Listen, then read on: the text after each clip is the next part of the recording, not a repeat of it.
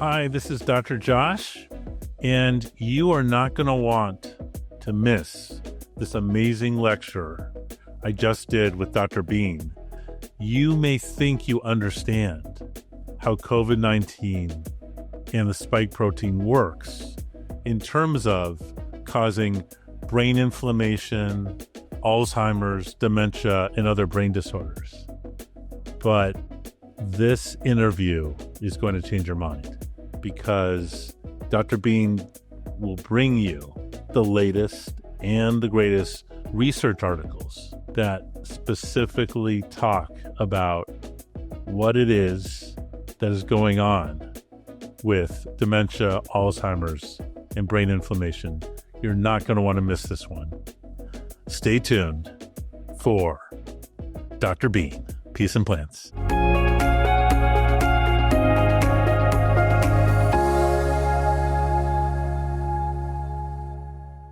Dr. Mobeen Syed, or Dr. Bean, is a prominent medical doctor and medical educator. He has an MSc degree from Germany and a medical degree from Pakistan from 1994. He also has a background in computer science. His website is drbean.com, and he has several different popular YouTube channels where he has over 100 million views and about 1 billion minutes watched. You are in for a treat, Dr. Bean. This is such an amazing moment. I've got the famous Dr. Bean. Dr. Bean, as you know, is an educator who has been lecturing on COVID-19, the spike protein, some of the inoculations from the spike protein, and the impact it has had on people's brains. And obviously, this is a podcast about Alzheimer's breakthroughs. And what I've found is that many of my Alzheimer's patients have been exposed to COVID-19, the spike protein, and often inoculations, and have had effects. And I'm so excited to be able to bring Dr. Bean here today to explain some of the issues and nuances, because it's a very complicated issue. And as you've heard, Dr. Bean, not only is he a medical doctor, he also has an MSc degree from Germany, of all places, very international. So I'm really honored to have you here today, Dr. Bean. Thank you very much for having me. It is an honor to be here, and it's a great topic as well. Awesome. So why don't we get started? And I know this has unfortunately been a very controversial topic, all aspects, how COVID-19 came to exist, and then the effect on humans, and then specifically the effect on the brain. And I know it's a huge topic because literally you've recorded so many hours and episodes just on these issues, and we only have a limited time today, and I understand we're going to be summarizing, but for our audience, where should we even start to tackle this whole issue? So I think that the way to look at this, brain inflammation is the primary area to look at. The dementia, Alzheimer's, or cognitive declines are a secondary aspect of the inflammation and the brain tissue damage. And if we can at least review that there is a possibility of spike protein disrupting the blood-brain barrier, entering the brain, causing inflammation over there, then we can see the remaining dots that are connected. Secondly, if we can also realize that even if the spike protein has not gone to the brain, when the spike protein causes systemic inflammation, the systemic inflammation mediators, for example, tumor necrosis factor alpha, when they cross the blood-brain barrier, they would cause inflammation within the brain as well, which would once again then cause cognitive decline, dementia, and possibly accelerate Alzheimer's. So I think these are the ways to look at it. Right. And then let me just fit in right there that many of the patients that I see with Alzheimer's or other forms of dementia, many of them already have a disrupted blood-brain barrier. And what's difficult to know is how many of those disruptions, the role that the spike protein had. And for many of our viewers and listeners, the spike protein, not only was it one of the bad parts of the virus, but it was also chosen as the focus of the inoculations, the vaccines that were developed to increase the amount of spike protein in people who received that shot. Absolutely. And so you're very correct. And the only difference, I have some studies laid out over here as well. There are some studies that have shown that it is possible that the envelope protein of the virus may also disrupt the blood-brain barrier. So, of course, that is not with the inoculation or the vaccine. However, the main player that causes disruption, binds with the AS2 receptors and causes inflammation is the spike protein. So, in the case of vaccinations, there are other components of the vaccine which may also have further inflammatory potential. For example, the modified nucleotide bases, for example, uridine, is modified in the vaccines, and that itself has, and I'll show you some studies, that also disrupts the blood-brain barrier. Right. So I think you mean like the uridine to the pseudouridine? Is that correct? 1-methylated pseudouridine. There are studies from Oxford. There was a very important study which I thought would take on a primary stage for helping mRNA vaccines to become evolved and better. And that was the study, I think it was Cambridge. The study said that the 1-methyl pseudouridine, which is in the messenger RNA of the mRNA vaccines, that can cause ribosomal frame shifting. And we can explain all of those as we discuss. Sure. I think it's kind of a summary of what people can expect. That pseudouridine causes ribosomal frame shifting. What that means is that the little machine in the cells that reads the mRNA, the recipe to make proteins, it can slip on it. And because of that slippage, it can start reading incorrectly. And as the researchers had said, this produces off-target proteins. Now, those off-target proteins may be just very innocent and be destroyed, or they may cross-react with various body tissues and cause inflammation. I have a study here that actually showed that those off-target proteins can cause blood-brain barrier disruption and brain inflammation as well. Right. And the key with brain inflammation, you see many chronic diseases, whether it's Alzheimer's or ALS or multiple sclerosis or depression or anxiety. One of the common factors of these brain disorders is inflammation. And then also on the backstory, the reason why pseudouridine was originally selected as a base was to lengthen the duration of the vaccine, because pseudouridine is not normally one of the letters in the RNA code. And by using pseudouridine, you're basically lengthening, giving that vaccine a longer duration. But you just shared with us, there are some downsides to using a non-standard letter. And these studies, the studies that I would discuss today, they're all mainstream studies. They're all from important big journals or universities. So there's nothing conspiratorial that here is this little, corner case journal where there may be a preprint.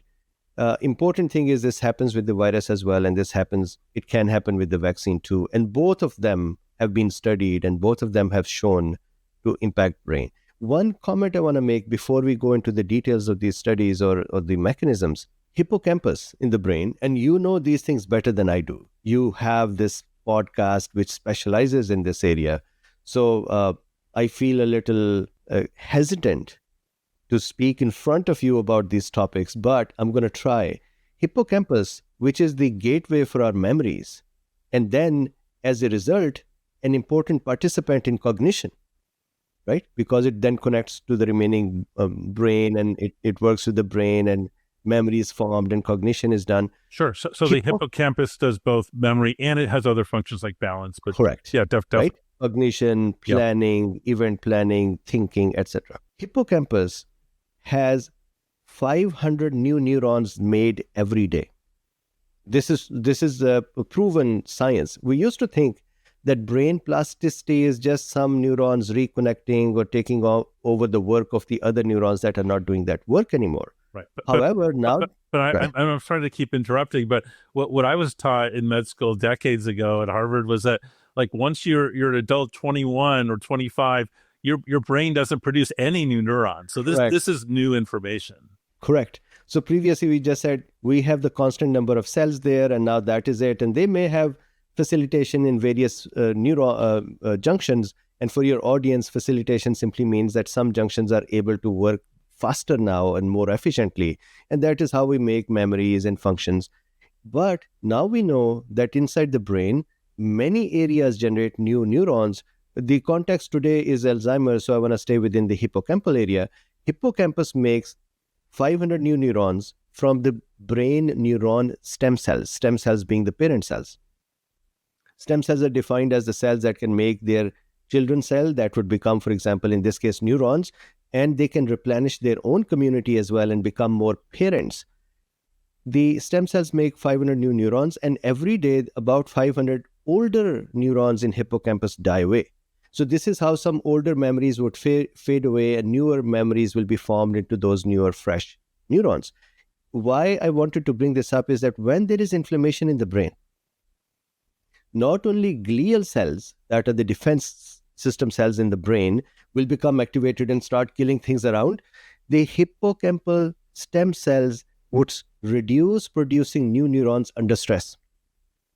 So just inflammation, just simple inflammation of the brain, just if we pump tumor necrosis factor alpha from the periphery into the brain, is sufficient to actually start causing cognitive decline, because hippocampal area is not making new neurons.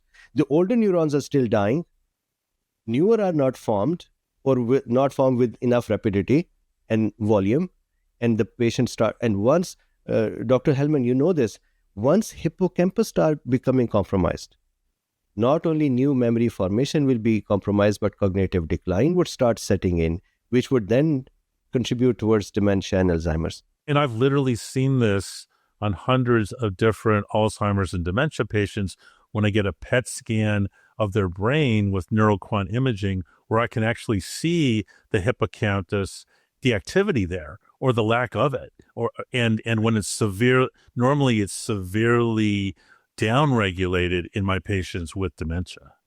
Absolutely. So this is the basic structure of the discussion today. What I would like, if you can allow me, I can share the screen. And what I would like to present to the community, some of the following things. Number one, spike protein can disrupt the blood-brain barrier. Spike protein can cause brain inflammation. Spike protein does come from the COVID-19 virus. And then spike protein can come from the vaccine as well. We had thought originally, Josh, that the spike protein stays within the deltoid muscle where we have injected it, and maybe a little bit near the lymph nodes, and that's about it. And then the immune system comes into that area and looks at the presentation of the spike protein and develops immune defense systems and gets trained. And then there were so many studies that showed that spike protein could actually come out of the cells, in the muscle cells, get into the circulation, including disrupting the blood-brain barrier. And for a long time, I was very curious at why did spike protein come out? And now there are established mechanisms. One, the spike protein can come out of a cell by disrupting the cell, because you're making packs of spike protein within the cell just bursts open. Right. Or the cell is killed by the immune system because it is presenting parts of the spike proteins on it. Then spike protein can actually come out with exocytosis. So the small exosomes, small little bubbles from within the cell can come out containing the contents of the cell, including mRNA and spike proteins, and then go to other cells. So kind of a little unwanted vehicle taking content from one place to another place. And similarly, they found that the messenger RNA from the spike protein, from the vaccine, this is mind-blowing. Messenger RNA from the vaccine here can come out of the cell or be taken by the immune system cells like macrophages into the dendritic cells, into the local lymph nodes. And then in the lymph nodes, that messenger RNA starts acting to produce spike protein there in the cells as well. And they have seen spike protein present in the lymph nodes. When it is going to be produced there, it's going to circulate in the body as well. Right. And that's by design. That's how humans or other animals are designed. You want an immune system that can go everywhere because, because you can face infections anywhere in the body. So, and I love what you're describing where, exosomes and basically there's cell to cell communication throughout the whole body, even though the original intent was, just a local injection. But unfortunately, that's not how the body's designed. Correct. The body works in more complex way than simply expecting. And I was at fault as well by thinking when the vaccines came in that it would stay within the deltoid muscle cells, and then the immune system would come in and they would connect with the presented antigen and get trained and then go live in the lymph node. And then if the virus comes in, they would be activated fast and they would attack it and all good. However, all these extra mechanisms are now discovered as well. And they contribute to the problems. They contribute to the safety of the person as well, but in some people, they contribute to the problem as well. Fortunately, now, we are also getting studies at why do this happen in some people and not in all. Right. Sure. So would you like me to share some studies just to create a evidence context as we discuss more about the mechanisms? That would be awesome. And I know some viewers are only going to be hearing this, so I'll try to describe what we're seeing too. Yeah, so I will actually describe this as well. So here, a number of studies. Number one, this is 2022 January. Penetration of the SARS-CoV-2 spike protein across the blood-brain barrier as revealed by combination of human cell culture model system and optical biosensing. So in this study, the researchers demonstrated the viral spike protein disseminates via circulation during infection, and when reaching the brain could possibly cross the blood-brain barrier, which was demonstrated in mice. We found that spike protein crossed the human brain endothelial cells barrier effectively. So this is one of the evidence. There are hundreds of such studies. This is one of the evidence that demonstrates that spike protein can go to blood-brain barrier and can disrupt it. And this article is published where? So this one is MDPI, and this is 2022 January 17. There are actually in the mainstream journals. It was a journal called I guess it's French Biomedicine or? Yeah, something like that, MDPI. Okay. Then here is another one in Nature, and this is 7 March 2022. SARS-CoV-2 is associated with changes in brain structure in UK Biobank. There are actually a couple of studies from UK. I believe this is Oxford, UK.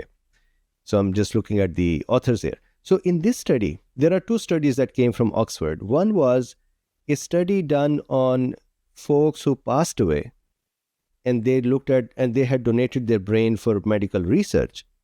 And they saw that a year after they had a mild case, not severe form, a mild case of COVID, a year after, when they died and the brain was analyzed, there was global brain tissue shrinkage, up to 5% reduction within a year. And it did not only have the older individuals, there were younger individuals as well. So it's not that this may be because of age. Here is another study from Oxford, which says SARS-CoV-2 is associated with changes in brain structure in UK Biobank. And I'm just going to read a couple of excerpts from here. They say, here we investigated brain changes in 785 participants of UK Biobank, aged 51 to 81, who were imaged twice using magnetic resonance imaging, including 401 cases who tested positive for infection with SARS-CoV-2 between the two scans, with 141 days on average separating their diagnosis and the second scan, as well as 385 controls, right? Check out what happened. We identified significant longitudinal effects. Longitudinal mean over a longer period of time. Comparing the two groups, meaning control and the people with the spike protein, a greater reduction in gray matter, thickness, and tissue contrast in the orbitofrontal cortex. Remember, there was a lot of discussion that, hey, the person becomes, the sense of smell is compromised? Correct. Right? So orbitofrontal cortex is that area which is connected with the sense of smell. And that was reduced. Well, The second, and I can say just my own personal experience getting PET scans on patients who either had or had not been exposed to this spike protein or the virus is that after the exposure, I did see in their frontal lobe on PET scan of the medial, the middle of the frontal lobe, decreased activity in a certain pattern, kind of circular. So it's different than what they did here. They were looking here at size, but in function, I also saw a change. And it makes sense because somehow this virus is also getting in through, I think, the first cranial nerve, the olfactory nerve, into the brain. And then from there, it's spreading elsewhere. absolutely. And there are studies that showed that the olfactory bulb, the exposed part in our roof of our nose, gets infected by the virus, especially the epithelial parts of it, and then virus can then from there cause inflammation. The second thing they found was greater changes in markers of tissue damage in regions that are functionally connected to the primary olfactory cortex. Right? So the signs of tissue damage, we're talking about the brain tissue. Then a greater reduction in global brain size. So some of the astute viewers or listeners might say, okay, so that is olfactory side and we are aware of that, so be it, we knew that. But here the third observation, a greater reduction in global brain size in the SARS-CoV-2 cases. The whole brain reduced in size. The participants who were infected with SARS-CoV-2 also showed on average a greater cognitive decline between the 2 points. And remember, the 2 points were just 141 days. Right. And they had infection between these 2 points. And within that time frame, they started having cognitive decline. I mean, how serious is that? It's serious and it's real. And what I find interesting about this study is I think in some of these patients were not symptomatic. Is that true? Yeah, that is true. Yeah. Actually, both studies, the one with the global brain reduction analysis after their death, and here, they were asymptomatic as well. So this is what we are establishing here is, number one, spike protein can get to the blood-brain barrier. Number two, disrupt it. Number two, it can actually cause through the olfactory route as well. Now, olfactory route is not open for vaccine. So this is more SARS-CoV-2 and its spike. Then if you see here... Hold on, just so you can explain. You're saying it's not open to vaccine. I mean, theoretically, you could develop a vaccine that's inhaled through the nose, but you're saying that wasn't done with COVID-19. Okay, got it.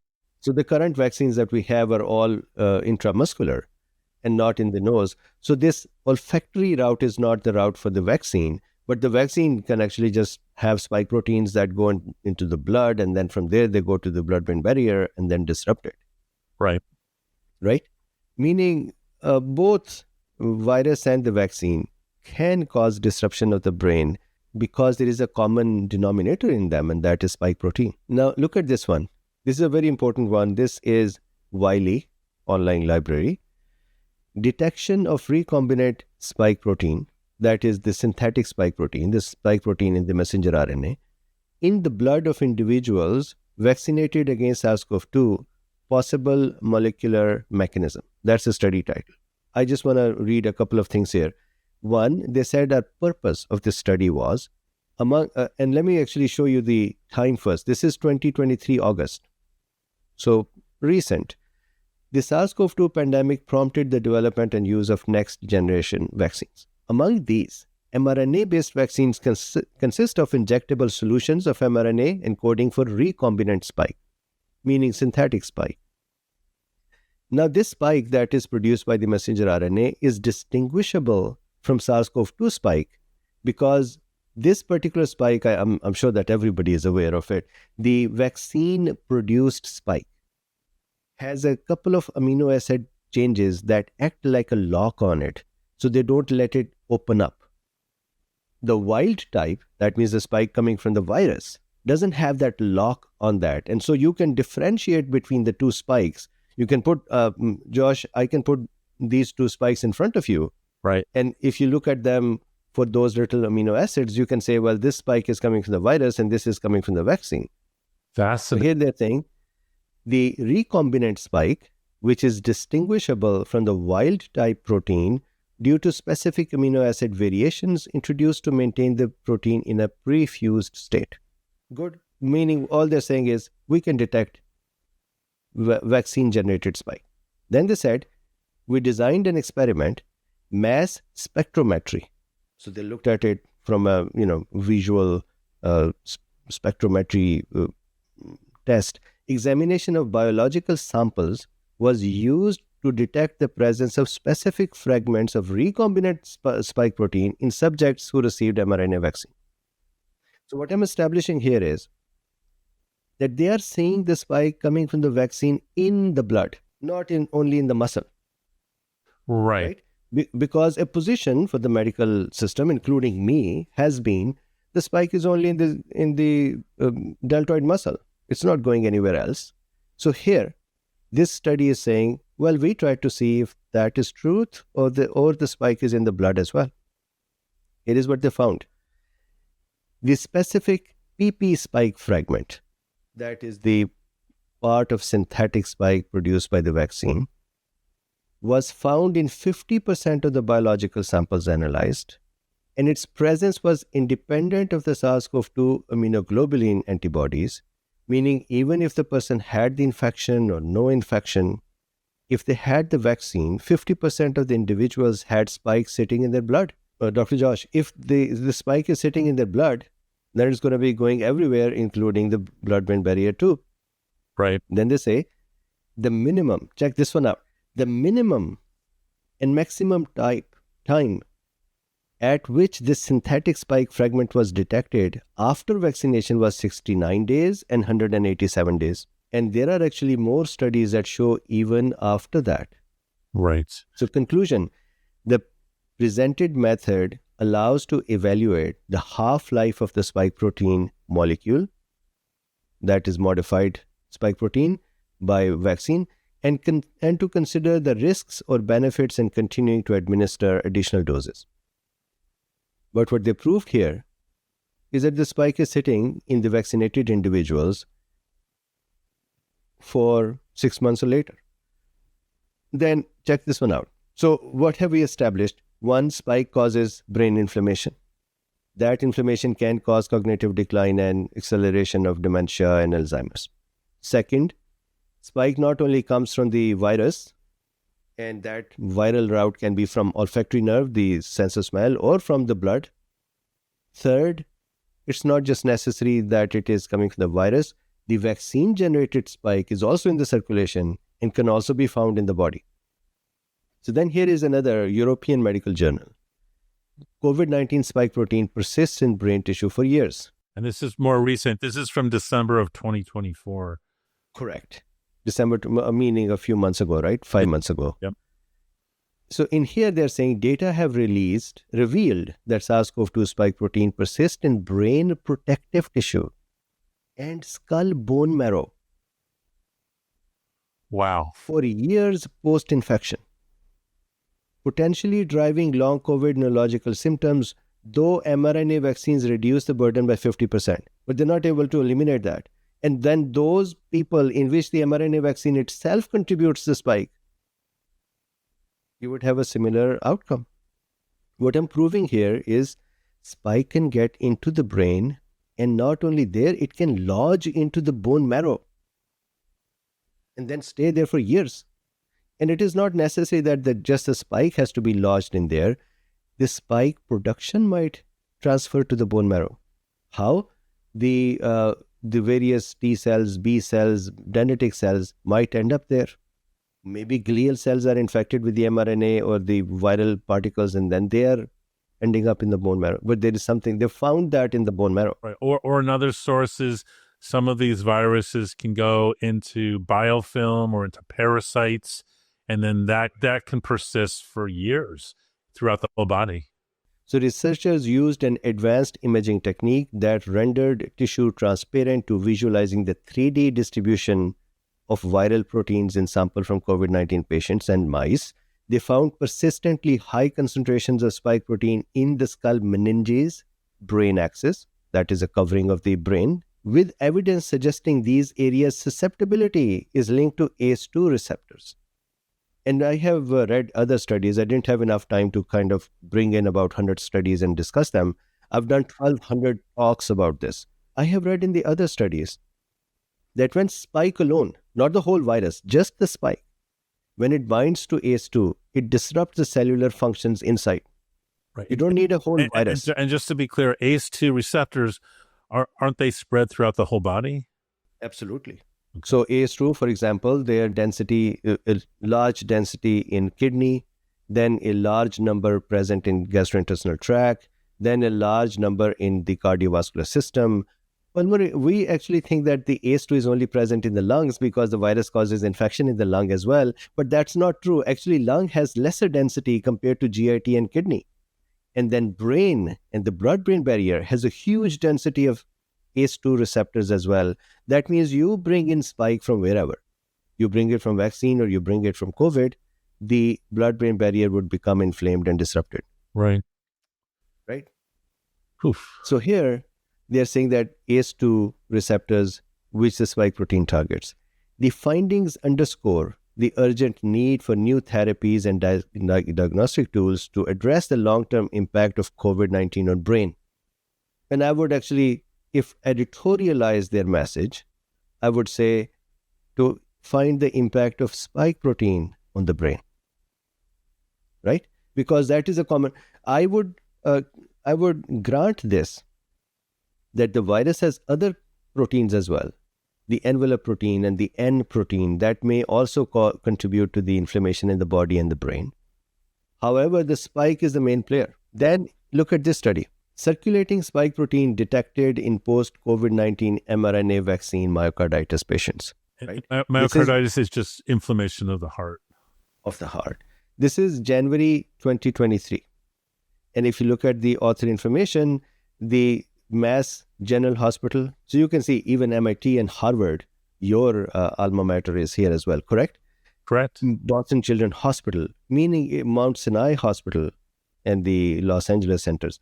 So a good set of researchers presented this. And what they said was, they said we wanted to see that those patients, this is especially for children or adolescents, those patients who came to hospital for cardiovascular outcomes after vaccination, they wanted to see that do they have spike protein in their blood? Because now between you and me for the Alzheimer's discussion, if they do have spike protein in the blood, then that means, as we just established, that spike protein can go to blood-brain barrier too. That can cause inflammation in the brain as well. That can cause hippocampal impact as well. That can cause brain shrinkage as well. That can accelerate dementia as well, correct? So the question is it in the blood circulation? So here is another study which is showing it. From January 2021 through February 2022, we prospectively collected blood from 16 patients who were hospitalized at Mass General for Children or Boston Children's Hospital for myocarditis, presenting with chest pain with elevated cardiac troponin after SARS-CoV-2 vaccination. So this was a very specific group of children or adolescents who were given the vaccine, then they developed cardiovascular outcomes. They came in with the cardiac issues and their heart was inflamed because they could see that in troponin, and they had clinical presentation of chest pain. Right, and troponin T is produced specifically by heart muscle cells, so that's why it was elevated in this study.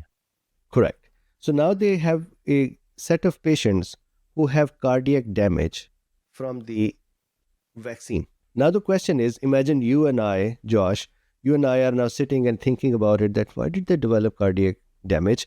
What happened? What did vaccine do? Or is it something else? And so we are thinking that vaccine may have spike protein generated, but we thought it should stay in the muscle. Could this be going to the heart and causing a problem? Or is there something else in the vaccine? Maybe it is a vector vaccine and the virus itself is meaning we are thinking about that, right? So we say, why not we go and check their blood to see what do they have in their blood? And here is what they found. They said, we performed extensive antibody profiling, including tests for SARS-CoV-2 specific humoral response, that is immune system response, and assessment of autoantibodies or antibodies against human relevant SARS-CoV-2 specific T cell, meaning they wanted to figure out, is it SARS-CoV-2? Is it the infection that is causing it? And then they wanted to see the cytokines that come with the SARS-CoV-2 infection. Results were compared with those of healthy asymptomatic individuals. So what did they find? They found extensive antibody profiling and T cell responses in the individuals who developed post-vaccine myocarditis were essentially indistinguishable from those of vaccinated control subjects, despite a modest increase in cytokine production. Meaning that the immune system was similar in this group compared to some controls. Correct.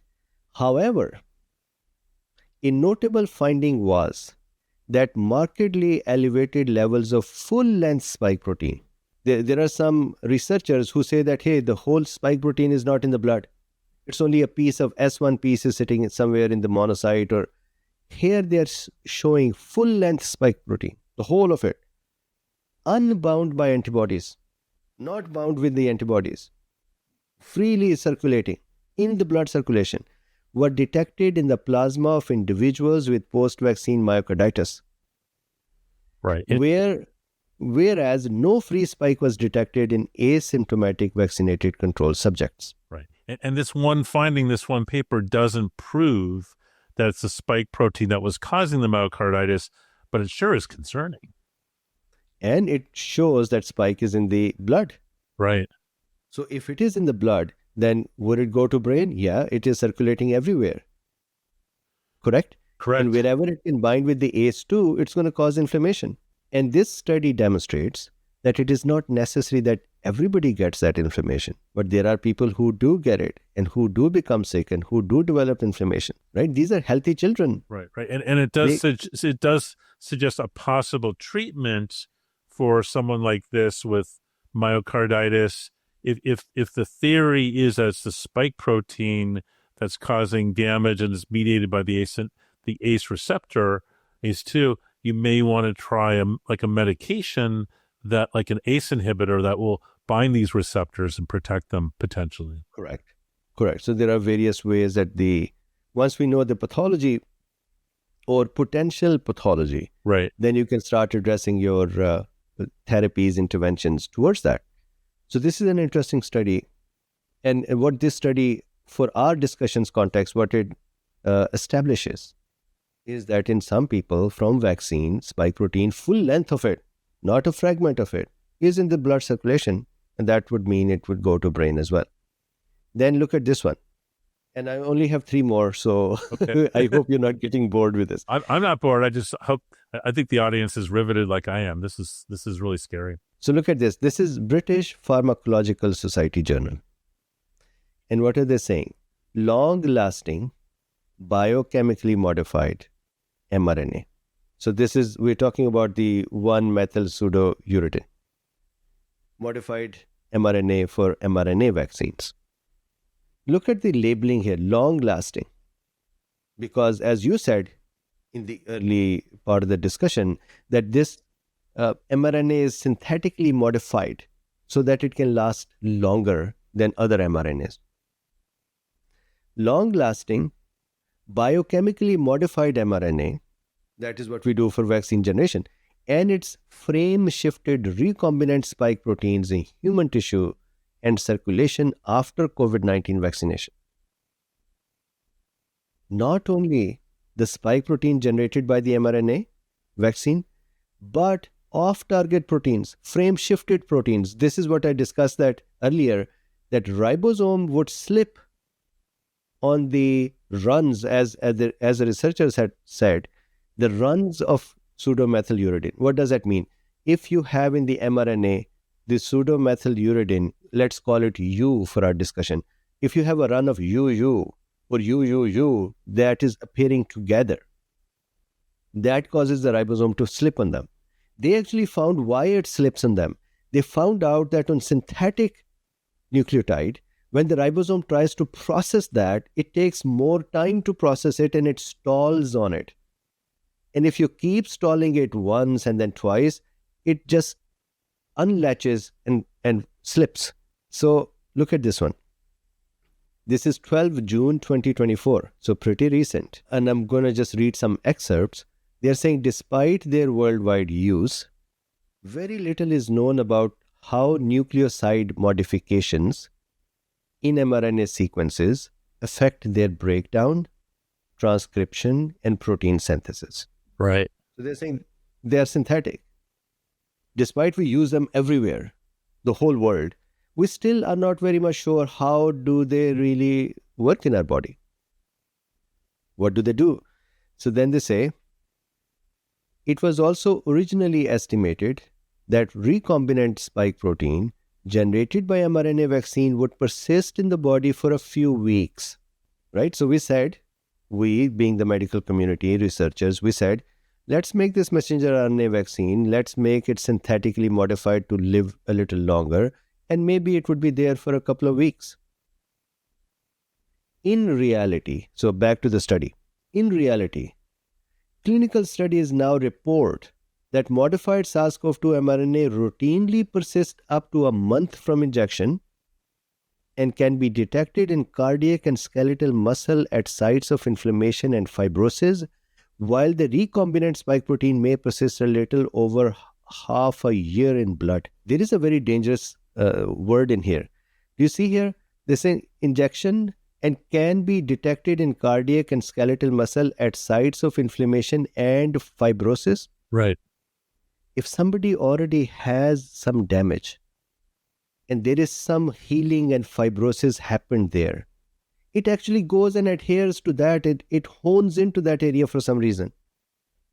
That means an area of damage that is already weaker may get further attacked by these components. 100%. And I mean, I've used vaccines specifically designed against certain other viruses or bacteria in people, and it had the pseudouridine in it, specifically designed to keep killing the pathological, the bad bacteria or viruses for 6 months. So the key is from studies like this is that you now in future designs of vaccines, mRNA vaccines, you could actually do it more intelligently and understand that you're going to get these frame shifted proteins and make sure that they're not toxic, especially if they're going to stick around for half a year. And not only just that, they're going to hone in to the weaker areas of the tissues. Imagine if there is a previous TBI and recovery in the brain, traumatic brain injury, and there is some scarring there and fibrosis there. And here comes a spike and going to that area and kind of putting itself around that and causing inflammation around the scarred area, causing further damage there. It's already compromised and weaker area. Right. And that goes back to this Operation Warp Speed, where very quickly they made these decisions. And I think they chose the wrong protein. You don't choose something pathological like a spike protein to go after. Or if they had to do it, maybe not the whole spike protein, maybe a piece of it instead of the whole spike protein, which becomes functional.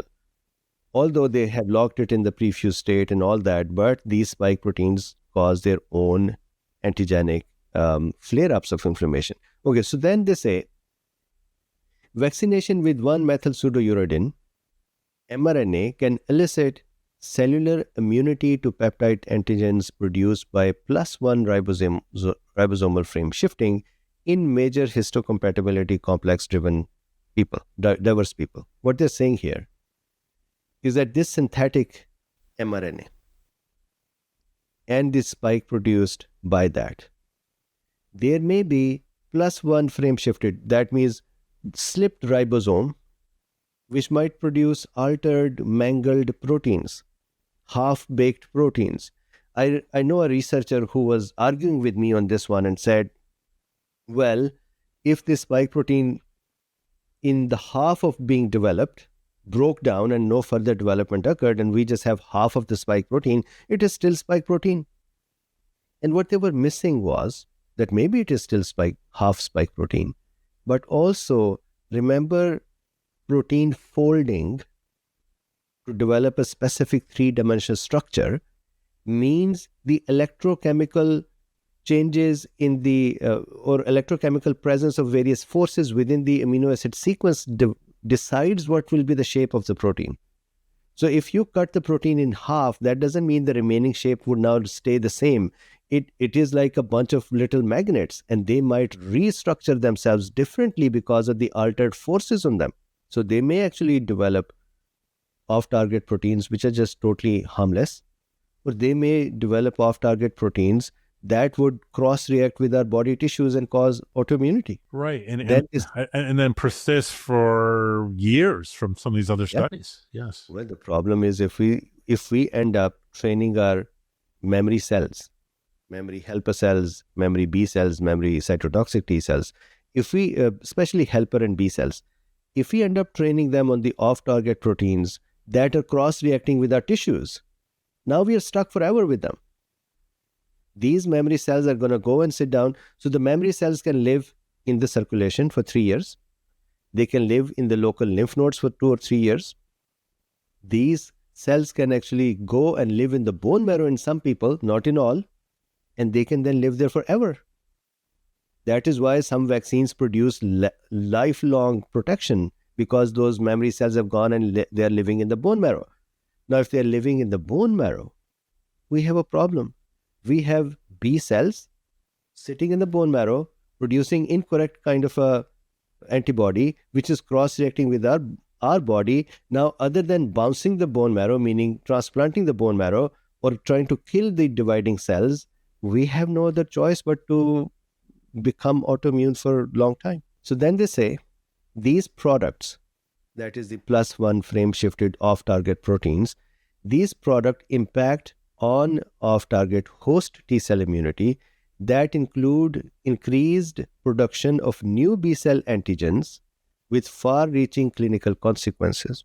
As an example, a highly significant increase in heart muscle 18-fluorodeoxyglucose uptake was detected in vaccinated patients up to half a year, 180 days. What has heart to do with the vaccine? But here, vaccine created some off-target protein that activated the immune system to go and cross-react with heart. And now heart is damaged, and the damage pattern can be seen, or the labeling can be seen for 6 months. Could this not happen to the brain tissue and the blood-brain barrier? Yes. And we have already established that spike protein can do that. Then this is 2023, February 25. The study is acute central nervous system inflammation following COVID-19 vaccination, an observational cohort study. And if you look at the authors, they are from Ontario, Canada. Okay. Right. So if you see University of Toronto, St. Michael's Hospital, University of Toronto, Ontario, Canada. Right. So what do they say? They say their objective was, the main objective of this study is to describe features of acute CNS inflammation following COVID-19 vaccination. So now we are direct that, hey, can brain be inflamed? Right? We have established all the evidence that there is a risk. Now, here is a study. It says, a retrospective observational cohort study was performed at Barlow MS Center in Toronto, Canada. Clinicians reported acute CNS inflammatory events within 60 days after a COVID-19 vaccination from March 2021 to August 2022. And what did they evaluate? What did they see? And I think, Dr. Josh, this would kind of discourage you and concern you, and maybe also give you hope that, all right, if we have such patients, we know how to approach them. Results: 38 patients. The range, median age was 39, younger, and the range was 20 to 82. 60.5% females. Presented within 0 to 55 days of receiving COVID-19 vaccine and were diagnosed with relapsing remitting multiple sclerosis. That is one outcome. Post-vaccine transverse myelitis. Another outcome, brain outcome. Clinically isolated syndrome. multiple sclerosis relapse, tumefactive demyelination. Demyelination, these are the myelin sheath, are the coverings of the neurons that help them operate correctly and perform correctly. Demyelination is really a bad thing. Correct. Myelin oligodendrocyte glycoprotein antibody disease, which is so bad that now the patient has an antibody directed against their myelin, which would mean they could become an autoimmune disordered patient with their brain tissue continuously being attacked by the immune system. Right. The myelin is basically a sheath or a covering that improves the speed, the electrical speed of neural messages being set in the brain and other tissues. So if your myelin is being destroyed, that leads, unfortunately, to brain and other nerve problems. Correct. And serious problems. Then they say neuromyelitis optica spectrum disorder. So neuromyelitis is that the myelin sheath or the covering of the neurons within the brain tissue is inflamed.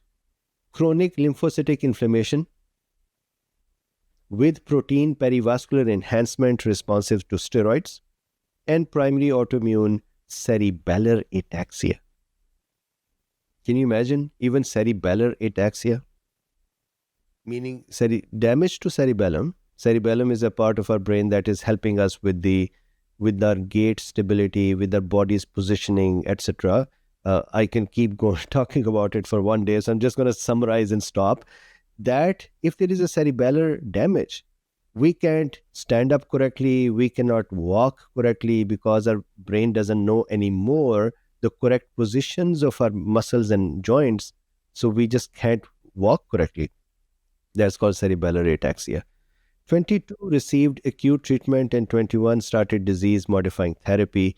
16 received subsequent COVID-19 vaccination, of which 87.5 had no new or worsening neurological symptoms. But the other did have new or worsening. So. Correct, right? And to begin with, this is what they found. We are only talking about 38 patients. Right. In conclusion, to our knowledge, this is the largest study describing acute CNS inflammation after COVID-19 vaccination. And the last one. This is a study which is the blood-brain barrier in systemic infection and inflammation. I wanted to present one more evidence to you and your audience, which is let's not just talk about the virus or the vaccine. Is it possible that if there is systemic inflammation, that means inflammation outside of the brain, that may be inflammation in my heart or blood vessels or my muscles or my joints, if there is systemic inflammation, could the mediators of inflammation, tumor necrosis factor alpha, interleukin 6, interleukin 1, C-reactive protein, other proteins, could they go to brain and cause inflammation? Right? So there was a study which I was discussing with one of my very cool medical friends. The study was that those patients who already had dementia or Alzheimer's, if they had one systemic infective event in 6 months, their acceleration of dementia was much larger compared to those who did not. And the point was, why is it, let's say I have an infection in my foot. Why would that cause acceleration of my dementia? Turned out that when we have systemic inflammations, we produce tumor necrosis factor alpha, which crosses the blood-brain barrier, goes to the brain, activates the glial cells, which then start killing around the neurons and start snipping their synapses. The result is cognitive decline, dementia, acceleration of Alzheimer's. So here, why I brought this study... And again, that's a side effect of the way the immune system's designed. The immune system's designed to be from the whole body, not just a body part. So. Correct. And one more context in here is that we thought that brain is a privileged area, protected by meninges, protected by blood-brain barrier, and what happens in the remaining body, which we are calling system in our discussion, right? What happens in the remaining body stays in the remaining body and does not affect the brain. right? Like we say, whatever happens in Las Vegas stays there, right? Right. Here, these studies are actually showing that if there is a problem in the system and there are mediators of inflammation produced, they can go to brain and can trigger inflammation there. So here is this study. That means if you have inflammation from COVID or inflammation from spike, and there are inflammatory mediators produced in the body, heart, muscles, that would impact the brain. The blood-brain barrier in systemic infection and inflammation. So just a couple of things here. The vascular blood-brain barrier is highly regulated interface between the blood and brain. Primary function is to protect central neurons.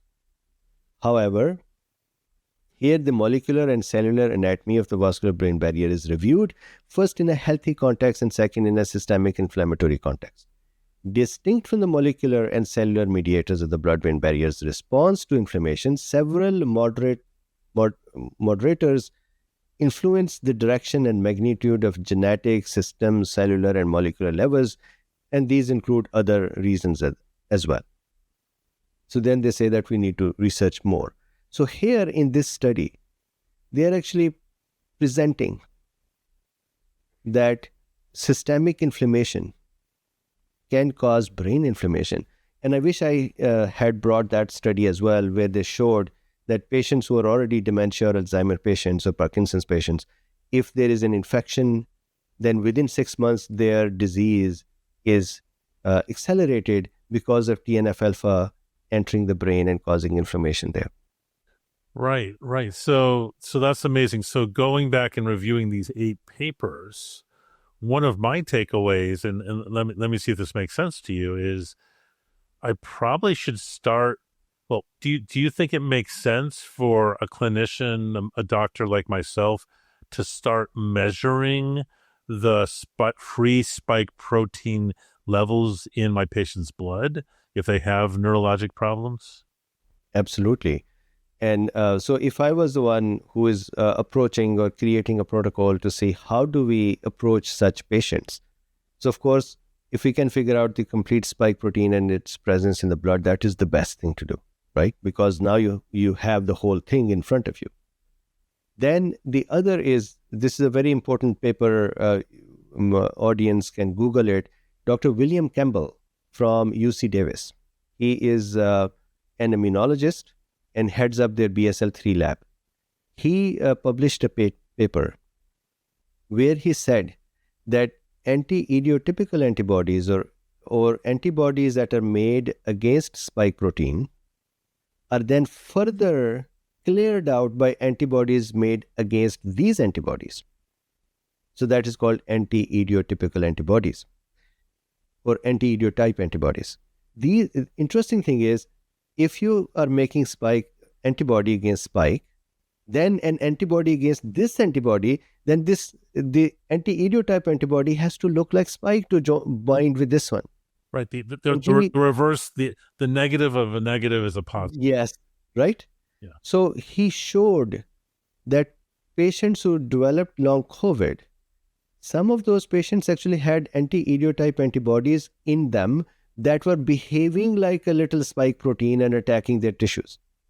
And now they did not need the actual spike protein to be present. They had these binding with ACE2. And if somebody says, well, you need the whole spike protein to bind with ACE2, no. Actually, the spike's binding region with the ACE2 is only a few amino acids large. So you can make an antibody that is only a few amino acid large binding site, which can then go and attach with the ACE2.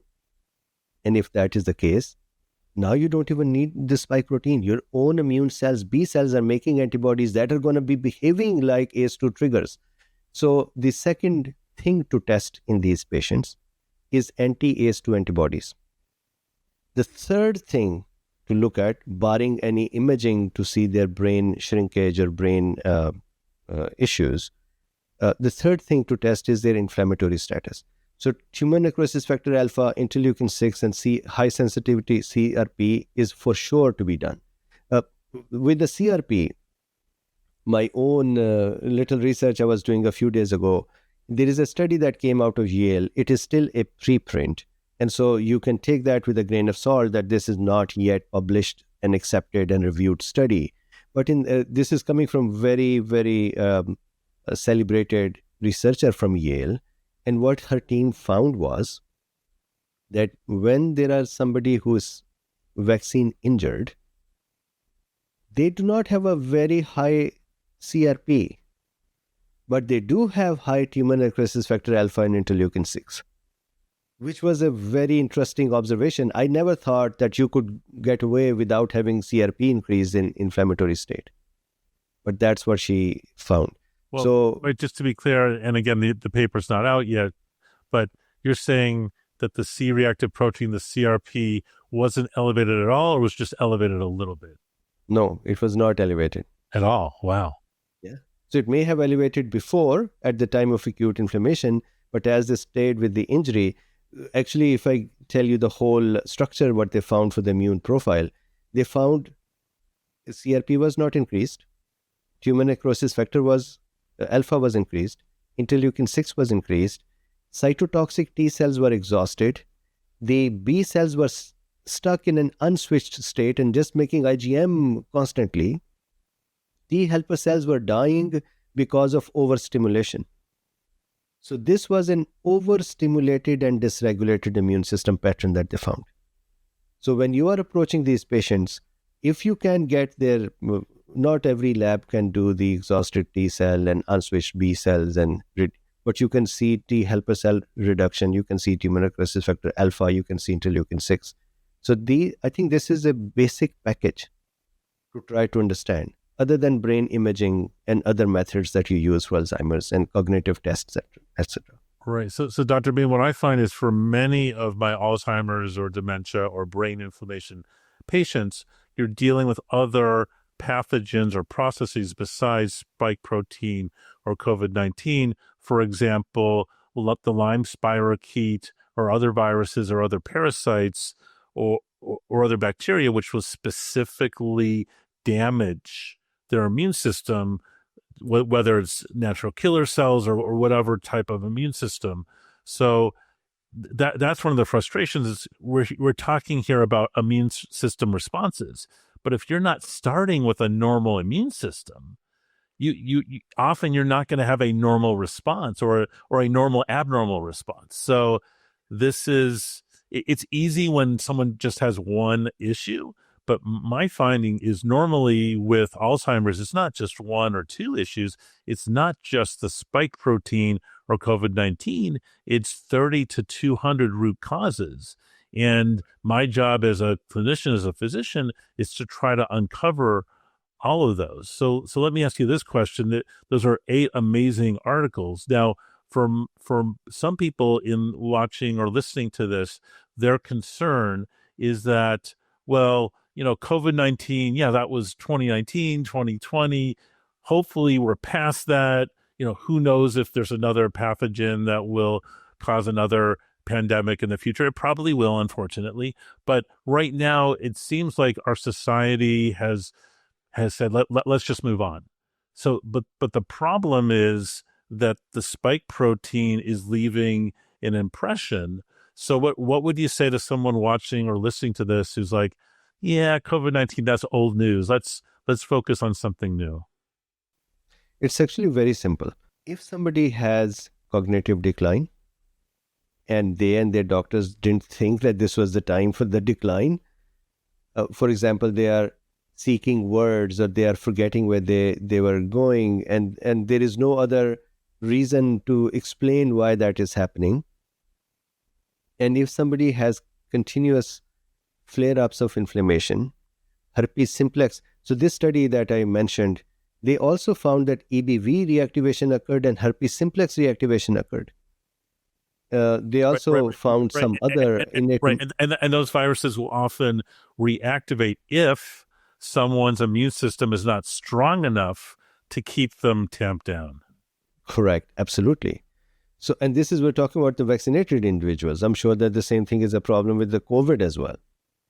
So, if somebody has cognitive decline and unexplained and accelerated or new onset, or if somebody has flare-ups, somebody developed diabetes unexpectedly. They did a study where they found that patients who had COVID, they developed diabetes 10 years earlier than their healthy counterparts. Similarly, spike protein causes inflammation of pancreas, causing beta cell damage, causing, triggering possible type 2 diabetes mellitus. So somebody has gotten unexpected type 2 diabetes, somebody who developed unexpected hypertension, although there are many people who develop essential hypertension and we do not know what happened, but that may be an indication of cardiovascular system problems. Fatigue, myalgias is very important sign that there may be COVID or vaccine or combination resulting in this, and there may be a long COVID going on or long injury going on. And many doctors, unfortunately, would simply chart it up as ME/CFS and that's it.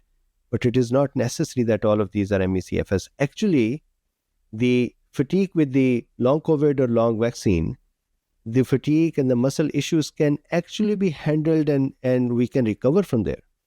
Similarly, the brain impact that is happening, we can try to recover from there. But we have to keep an eye on those things. So yes, pandemic is kind of over, not really fully over. The virus is still impacting people. We may still be getting asymptomatic infections, but our health is important to keep in mind. That makes perfect sense. So, Dr. Bean, I know you're on top of the literature, research. Are there any other developments that you're following that you anticipate, new treatments, new therapies, new findings that you anticipate in the next few months? So for me, what is very interesting is, number one, cognitive decline, and number two, ME/CFS-like symptoms, the fatigue and pain and muscle pains.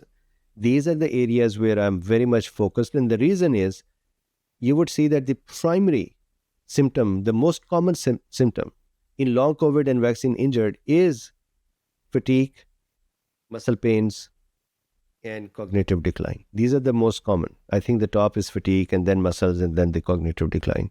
So I'm looking very curiously through the literature to see how are these happening, why are these happening, and what are the possibilities to fix them. My takeaway so far from the literature is that controlling the inflammation, if we can't get rid of the spike protein, then we have to control the inflammation. And neuroprotective substances, supplements, healthy exercises, forest bathing, all of those things, near infrared light is very, very promising in these situations. Yes, definitely. Right? Light exercises, not hard exercises. Light exercises are very good to bring the muscles back from there. There was a study that showed that muscle fiber types changed from non-exhausting type to exhausting type. So I'm following these to see where is the solution.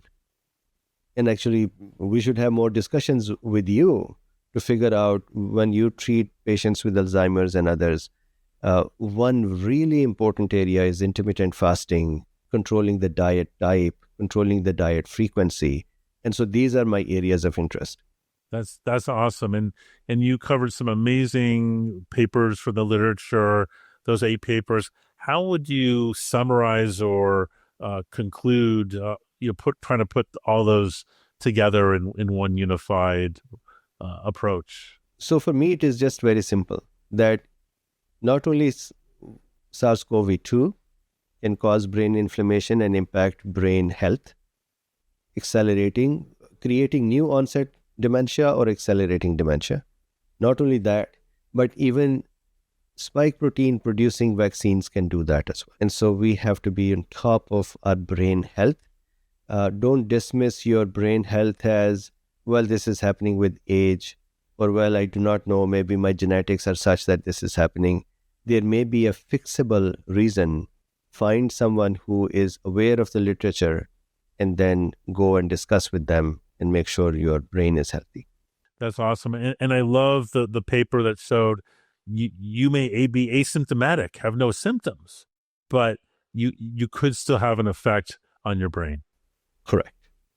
Wow. Dr. Bean, this has been amazing. If people want to find you, where can they find you? Of course. So if you are a healthcare professional and you would like to have CMEs, then drbean.com is where my medical lectures are. If you are curious, you can also go to drbean.com, general public. And then if you just look up on YouTube, Dr. Bean Medical Lectures, you will find a lot of my videos over there as well. Beautiful. And besides YouTube, if people want to find you on social media, is there any other place they can find you? I had been a little more active on Twitter. However, a couple of months ago, my Twitter got hacked. It was Dr. Bean_medical. Since then, I've been trying to ask Twitter team to help me recover it. And they keep asking me when was the last time I logged in, and I do not know the precise time. And so they do not recover. So at this time, I am social media less. So I'm going to create a new account and then Dr. Bean_medical with some name like that. I'll be on Twitter as well. Very good. And if people want to contact you directly, what's the best way to reach you? So my email, if sparingly used, is mobeen@drbean.com. So you can reach out to me via that email. I would keep my phone number hidden for the time being, but Mobeen@drbean is fine. On Facebook, Dr. Bean Medical Lectures, or on Facebook, Dr. Mobeen Syed, you can find me there as well. Dr. Bean, thank you so much for sharing all these articles with us and your expertise. And, I met you in person last year, and this was such an amazing discussion. This interview was just amazing, and really thank you for your time and your expertise. You are very welcome. And I met you last year. I'm actually your fan and the fan of your approach. I sat through one of your presentations where you were discussing your favorite supplements. Sure. And I loved it. I took pictures of those and I used them. So thank you very much for your expertise and your help. And thank you very much for actually looking at the latest evidence. Many doctors do not have time to do that. Yeah, time or interest or background. So thank you so much, Dr. Bean, and we'll do this again. Absolutely. Thank you very much for having me. Peace and plants.